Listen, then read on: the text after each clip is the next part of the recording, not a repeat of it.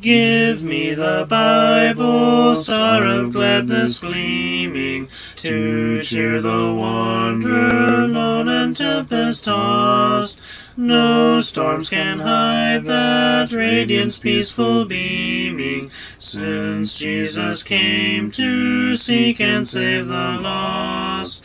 Give me the Bible, holy message shining, thy light shall guide me in the narrow way. Precept and promise, law and love combining, till night shall vanish in eternal day. Give me the Bible when my heart is broken, when sin and grief have filled my soul with fear. Give me the precious words by Jesus spoken. Hold up faith's lamp to show my Savior near. Give me the Bible, holy message shining, thy light shall guide me in the narrow way. Precept and promise, law and love combining, till night shall vanish in eternal day. Give me the Bible, all my steps enlighten, teach me the dangers of these realms below. That lamp of safety o'er the gloom shall brighten, that light alone the path of peace can show. Give me the Bible, holy message shining, thy light shall guide me in the narrow way.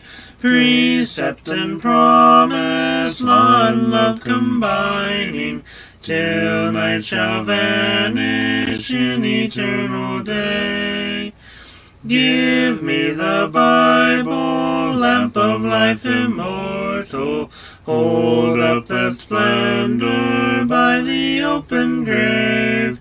Show me the light from heaven's shining portals, show me the glory gilding Jordan's wave.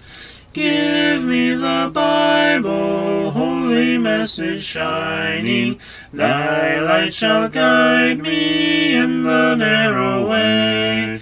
Precept and promise, law and love combining, till night shall vanish in eternal day.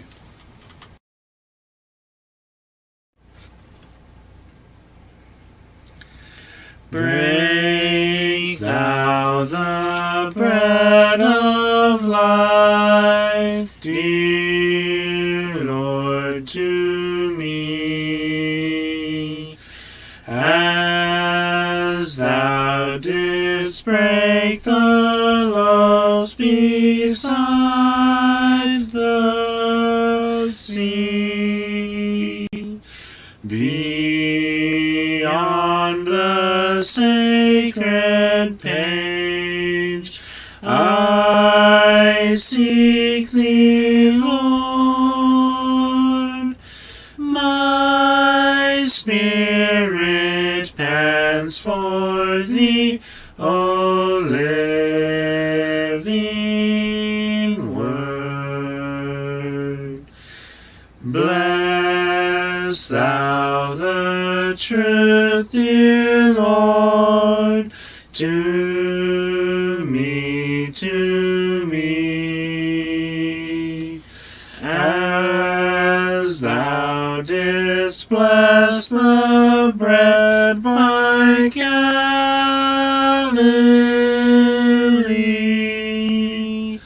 Then shall all bondage cease, all fetters fall,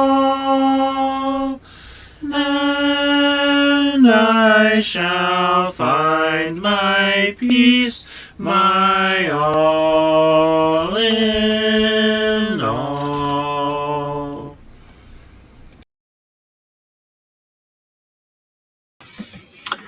Good afternoon, y'all. I hope this video finds you well and that you can get some use from this video. And I hope you are doing well. Teresa says, hey, family. Hello, Teresa. Long time no see. You beat Reba.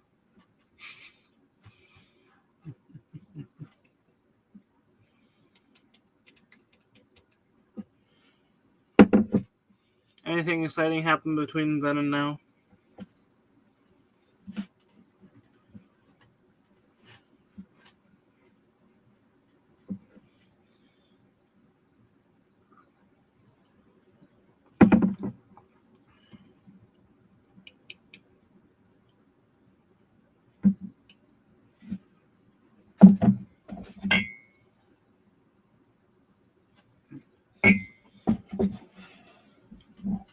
And Reva's here. She is back.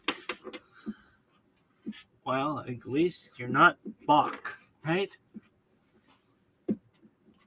Hello, Reba. And hello, Teresa.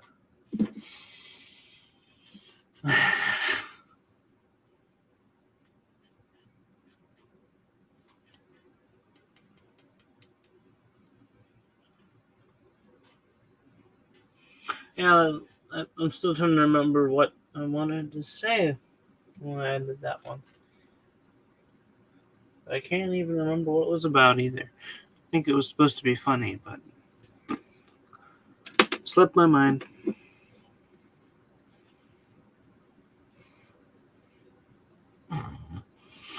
Reva says hi, Michelle, waves vigorously, smiles, and then she says hi, Sister Teresa, and waves and sends her love.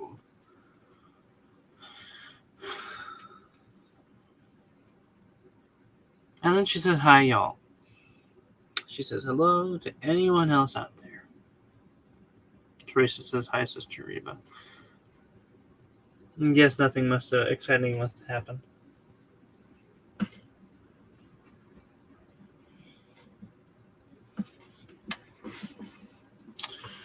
Do.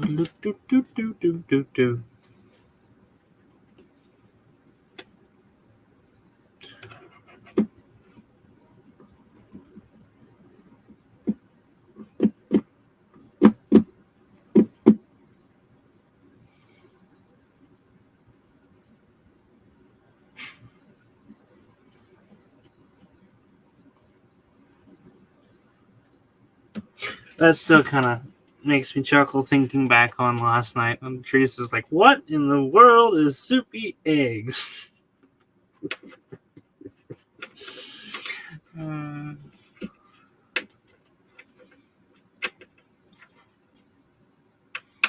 Teresa says Sean and Sylvia mowed the yard. Well, that can be exciting and a half. Except that probably doesn't help any with your allergies, now does it?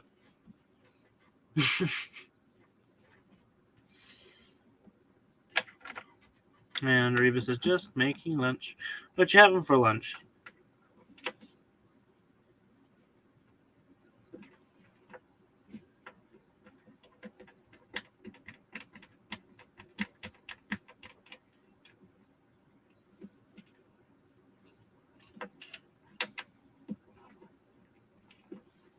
I'm going to hazard a guess and say it's not soupy eggs.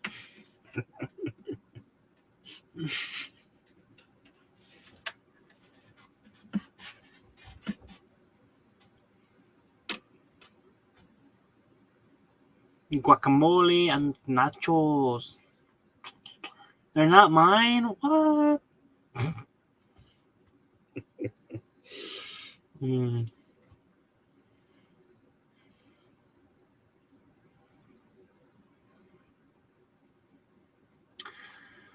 Sounds good. And I bet down there you could just set them in a saran wrapped box and have them cook instantly. Have the cheese melt instantly out there.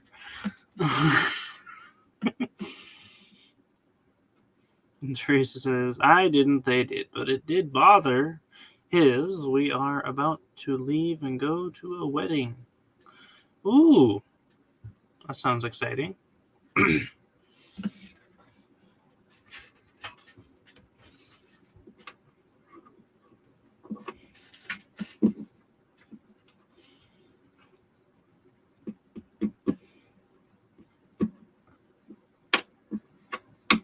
Is that why he didn't come in for devotion? Excuse me. We're going to hold out just a little longer and see if Laura or maybe Debbie or the rest can make it in.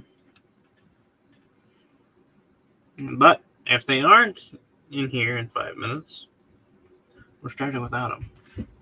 We gave them a chance. Do, do, do. Do, do, do, do.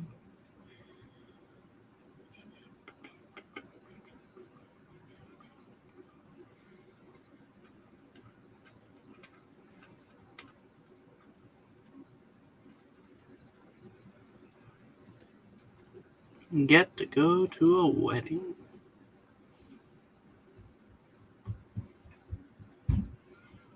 And Teresa says, no, they were back there reading and studying the Bible. Ah, I see. They were having their own little devotion. Okay.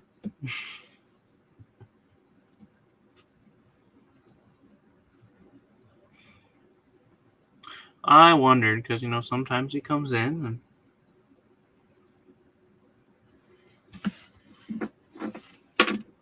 but at least we had you.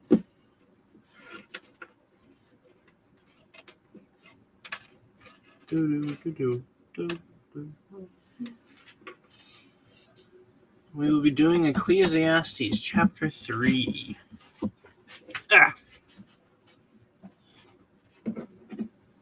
And what I've been doing since we last saw each other was I've been working up more morning meditations to be thrown out.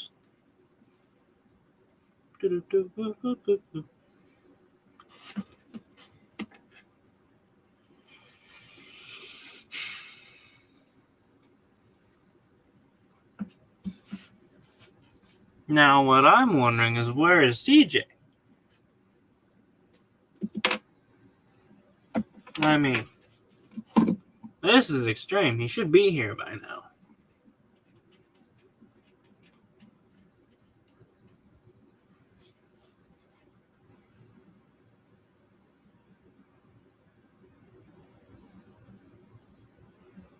Teresa says, so said he was. Or he said he was, but I guess he changed his mind. It's okay. At least they were in the Bible.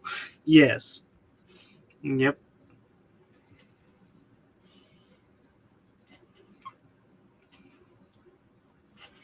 Yeah, it's perfectly okay. It was just, I wonder. Because Sean's one of our regulars. He's part of the family, so I naturally wonder, where is he? Teresa says, yes, where is he? In reference to CJ. I have no idea. If he's sleeping in, this is extreme. You don't sleep in till noon. Or 1:30, as in here. Or, not 1:30, 11:30, excuse me. I don't know where he is. I think last night he said he would be at his grandparents' or preacher's house. But I didn't think he'd be there this early. If he was, that's not what it sounded like. So we sit here and we wait for Mr. Serious and Unscheduled to get in here. But we're not going to wait much longer for him. Mm-hmm. Teresa says, I miss it when I can't get up here.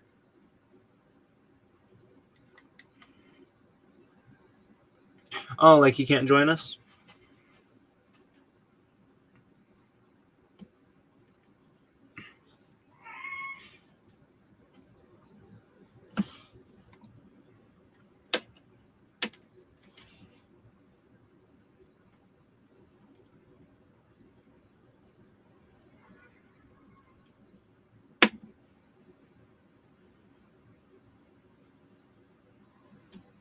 I picture Reba hustling about a kitchen fixing up guacamole and nachos.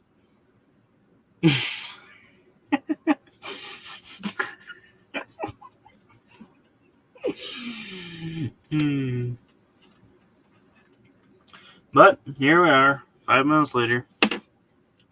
We gave them time. They're just plumb late by now. And they're missed.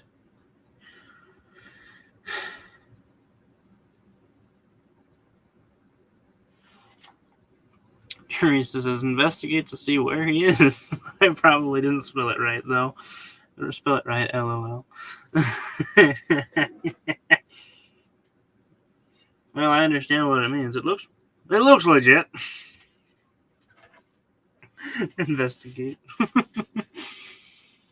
I don't know. I hit him up with it. I tagged him. I guess I'm gonna send this to him in Messenger as well.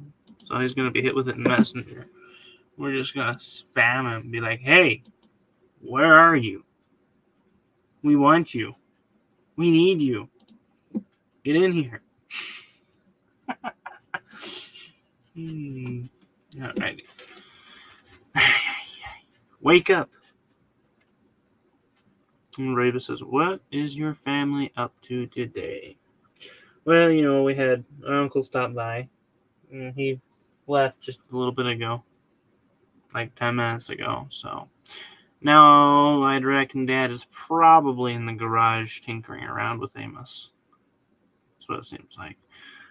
Mom and 2 of my other siblings went to town. And my the youngest, happens to be sitting in the living room watching TV. Sounds like she's watching Frozen.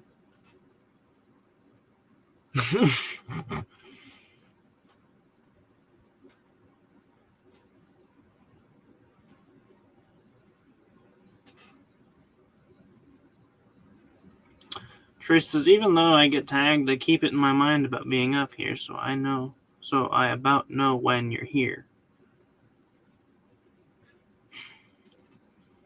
Think about it.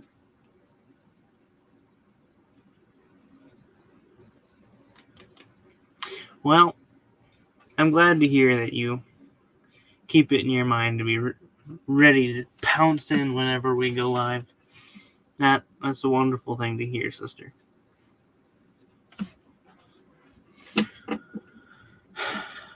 But Tracy says, I love Frozen 1 and 2.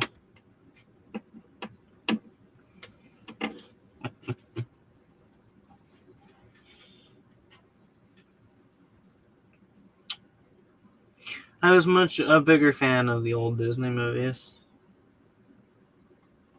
The modern ones just don't have as much bling to me anymore.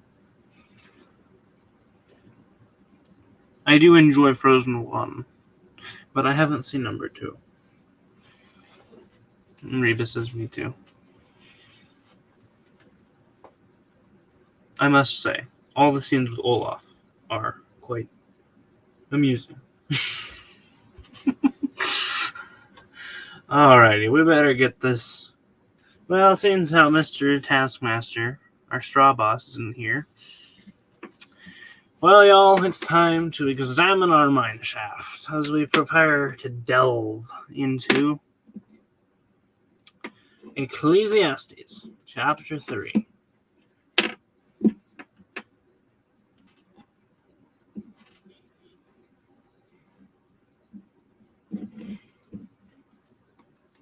And Teresa says, okay, O'Shea, you didn't laugh. LOL.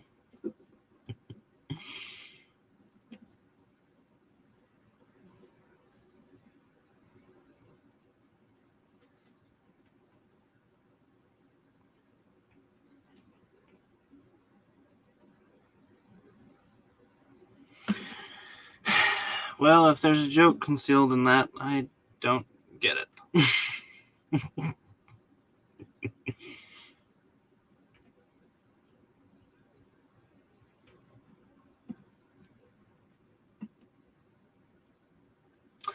But whatever. Anywho, moving on. Ecclesiastes chapter 3. For everything there is a season, and a time for every purpose under heaven. A time to be born, and a time to plant, a time to be born, and a time to die, a time to plant, and a time to pluck up that which is planted, a time to kill, and a time to heal, a time to break down, and a time to build up, a time to weep, and a time to laugh, and a time to mourn, and a time to dance, a time to cast away stones, and a time to gather stones together, a time to embrace, and a time to refrain from embracing, a time to seek, and a time to lose, a time to keep, and a time to cast away, a time to rend, and a time to sow, a time to keep silence, and a time to speak, a time to love, and a time to hate, a time for war, and a time for peace. What profit hath he that worketh in that wherein he laboureth? I have seen the travail which God hath given the sons of men, to be exercised therewith.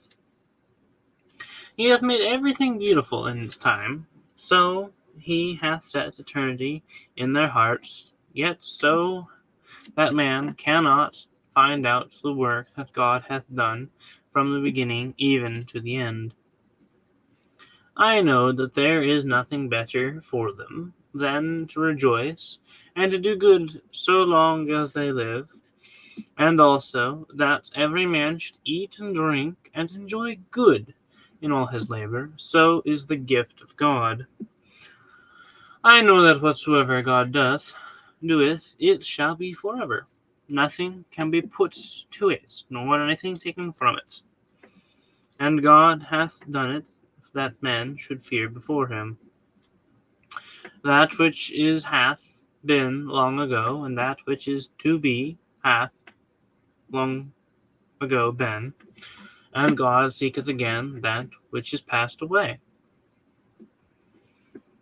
And moreover, I saw under the sun, in the place of justice, that wickedness was there, and in the place of righteousness, that wickedness was there. I said in my heart, God will judge the righteous and the wicked, for there is a time there for every purpose and for every work.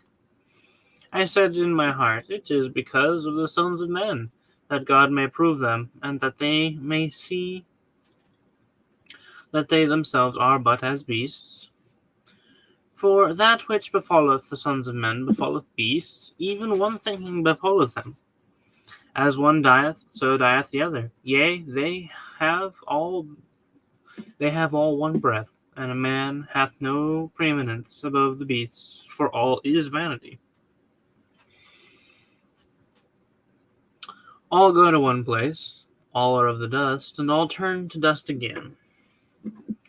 Who knoweth the spirit of man, whether it goeth upward, or the spirit of the beast, whether it goeth downward to the earth? Wherefore I saw that there is nothing better than that a man should rejoice in his works, for that is his portion. For who shall bring him back to see what shall be after him?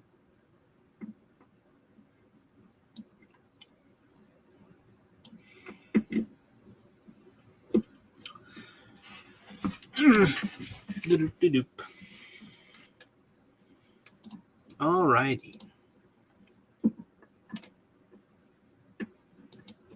I think I like this one better.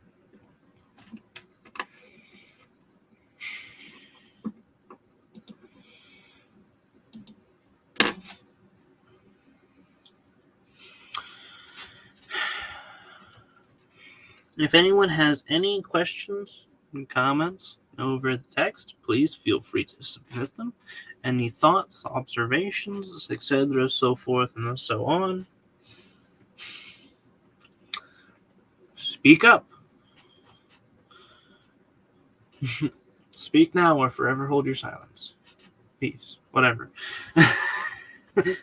Now is the time to speak. We have here in Ecclesiastes 3 Solomon telling us that there is a time for everything. God has set a time for every season and every purpose. He goes through, there's a time to be born, a time to die, a time to plant, and a time to pluck up that which is planted. And he continues on with his list. Kill, heal, break down, build up, a time to weep, laugh, mourn, a time to dance, a time to cast away stones, gather them together, to embrace and to refrain from embracing. I think one of the biggest keys is to learn when, to learn what the time is, when to seek and when to lose, learning when to keep and when to cast away. That is it's an important thing to learn. Teresa says, thank you for the reading. You're welcome, sister.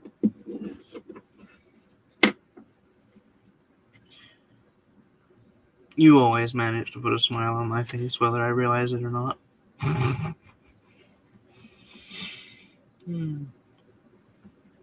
And if you're heading out to go to that wedding, I hope you have safe travels and that you have an enjoyable time there. But if you're staying, I hope you have an enjoyable time here.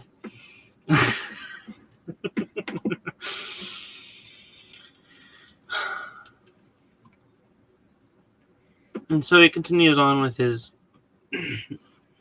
deduction that there is a time for everything. Truth is exactly about verse 6. A time to seek, a time to lose, a time to keep, and a time to cast away. Yes.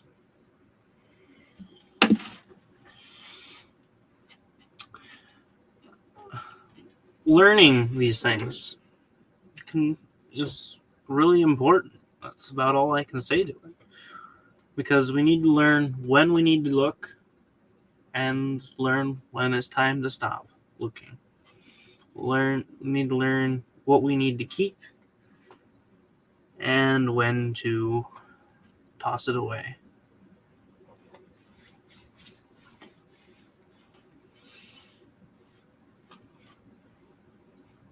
She says, oh, thank you. You're welcome, sister.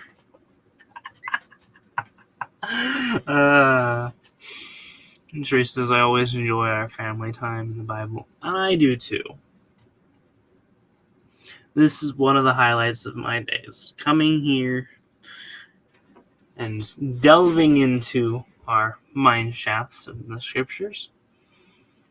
And then chatting about them. Discussing them. It is one of my favorite things to do. Basically, the highlight of my day. And so, when y'all are here, it makes my day a lot better. And I hope I make your day better by being here for you.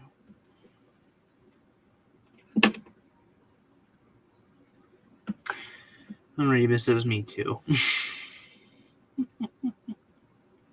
I'm glad to hear that, sister. You're always welcome here. Same to Teresa, same to you. Although we really wonder where Laura's at. And Debbie. And CJ. Where's the rest of my regulars?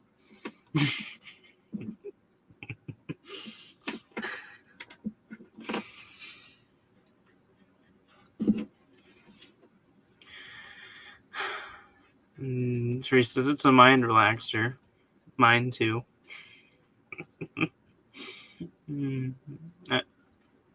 I'm glad to hear that you find me relaxing.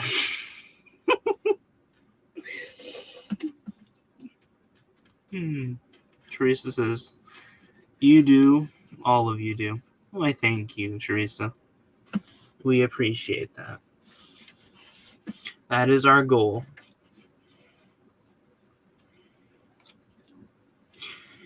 And back to our text. Yeah, I agree, Teresa. They are slackers. Here we are studying and discussing, and they're just off doing who knows what. We're going to have a lot of grief to give CJ.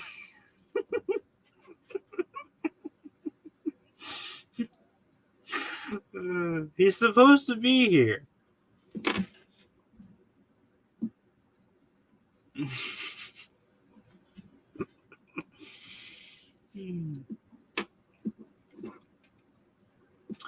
Continues on talking about how there's a time for everything. And then he kind of switches gears slightly. And he goes, "What profit hath he that worketh in all that wherein he laboureth?"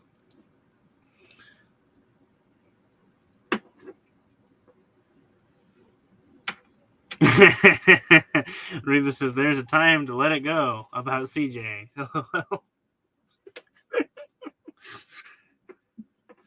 And there's a time to give him grief.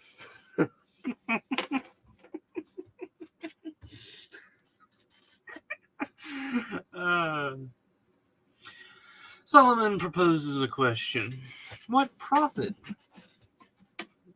hath he that worketh in that wherein he laboureth? And he says, "I have seen the travail which God hath given to the sons of men to be exercised therewith." He's stop. You could say he leans back and observes the work which God has given to men to carry out. And he goes on to say, God has made everything beautiful in its time. As being a part artist, I can normally see beauty in all sorts of things, especially in nature. And, flowers are beautiful. A nice, freshly mowed green, luscious lawns, gorgeous. Some buildings are beautiful as well. God hath made everything beautiful in its time. Teresa says, "Good one, Sister Reba." Reba says, "When we see him again, we'll give him grief." Teresa says, "Well, as bad as I hate to go, I have to go. Love you all." Love you too, sister. It was a pleasure having you here. You will be missed. I'm about ready to wrap the stream up, but I hope you have a wonderful rest of your day. Until we meet again, God bless you.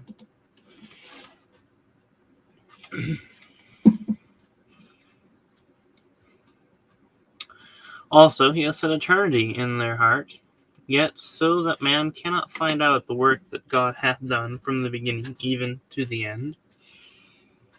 The extent of the work that God hath done, we can't even begin to comprehend. We know very little about what he did before he brought time into existence. And, well, we know very little about what he's going to do afterwards. The extent of his work is beyond our comprehension. Reba says, "Love you, Sister Teresa."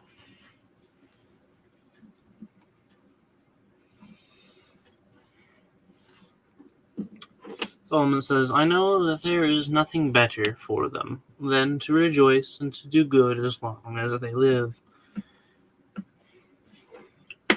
He takes notice, and the best thing a man can do is to rejoice and to do good as long as they live, and that they should eat and drink and enjoy good in all his labor, his work. This is the gift of God. He has given us a work to do, and we should enjoy it.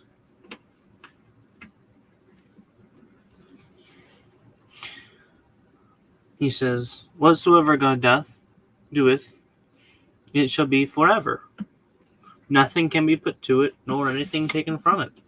And God hath done it, that men should fear before him." If God sets something somewhere, nothing we can do can disturb it, unless he allows it. I think in an instance you could compare this to the Bible. The Bible has been going for ages, and many people have tried to stop it, but it always raises its head and comes out on top. Why? Because God won't let man take his holy word out. I mean, like Jesus said there in what we did for devotion, heaven and earth shall pass away, but my words will never pass away. Jesus' words will always be there, one way or another, until, well, basically the end of everything. But even then, they'll still be there.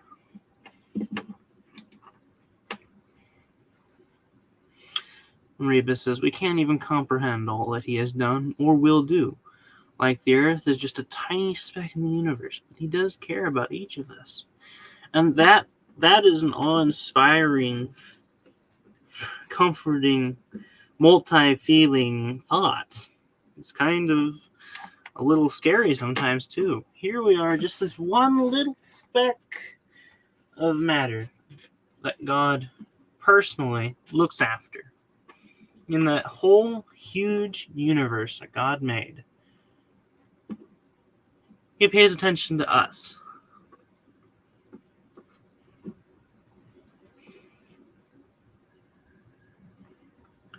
What a wondrous thought that is.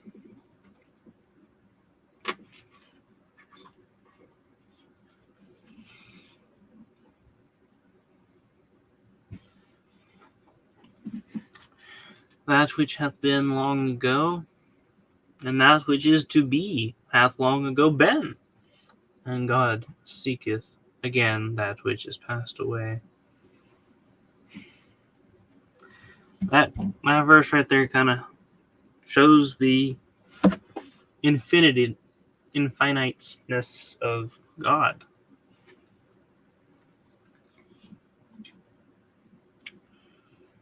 And moreover, I saw under the sun in the place of justice that wickedness was there, and in the place of righteousness that wickedness was there.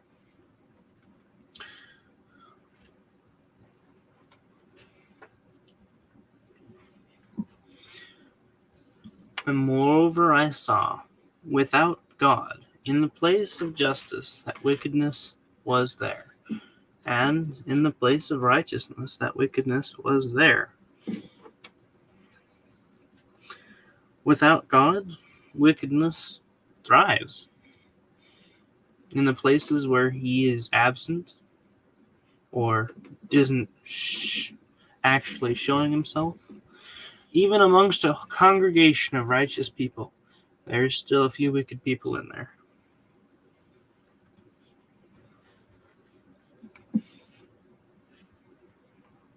And God knows it. Reba says, "Are you here, Sister Debbie? Hi."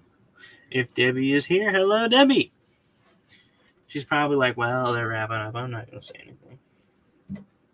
Or it could be maybe Facebook trying to raise our hopes. We don't know. All right, I'll do a few more verses, and then we'll close out here. Solomon said in his heart, God will judge the righteous and the wicked, for there is a time there for every purpose and every work. After acknowledging that wickedness is even amongst the righteous, he notices that God will judge the righteous and the wicked, because there is a time for every purpose and for every work.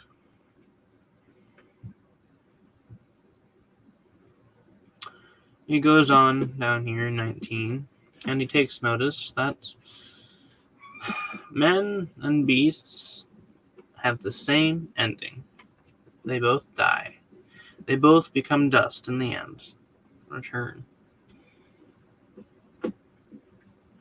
So, in the physical, man has no preeminence above beasts, for all is vanity. All return to the dust.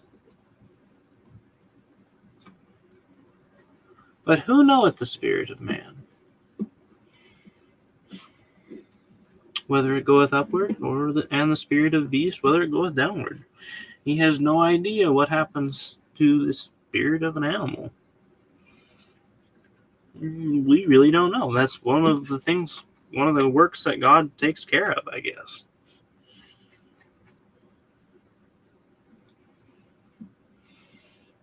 One of the things we just won't understand until we get to ask him personally.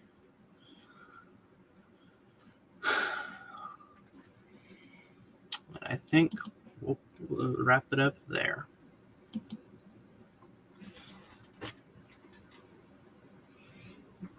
Well, Reva, looks like it's just you and me.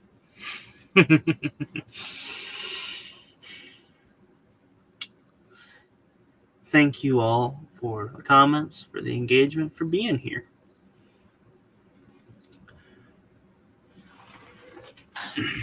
I hope that this video may have been edifying.